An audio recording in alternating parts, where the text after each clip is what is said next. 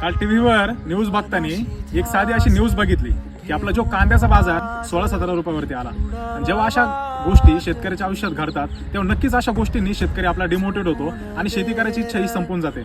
पण आपण असं नाही करायला पाहिजे, कारण की शेती हा एक जुगार आहे आणि शेती हा एक बिझनेस आहे. बिझनेसमध्ये आपण डाऊन या गोष्टी चालू राहतात, कमी सरस या गोष्टी चालू राहतात. आज या कलिंगडच्या प्लॉटमध्ये मी उभा आहे. जेव्हा या कलिंगडचं आपल्याला 30 दिवस झाले होते, आज 50 दिवस या प्लॉटला झालेले, तेव्हा बाजार आले होते 6-7 रुपये. पण पुढच्या 10 दिवसामध्ये हा प्लॉट हार्वेस्टिंगला आहे. आज मार्केट 10 ते 11 रुपये झालेले आहे. नक्कीच कांद्याचे पण बाजार थोडेसे कमी झाले. थोडेसे पेशन्स ठेवा, थोडासा धीर ठेवा फक्त. आणि शेतीला हे कधीच तुम्ही नाव ठेवू नका का, किंवा शेतीकडून डिमोटिवेट होऊ नका.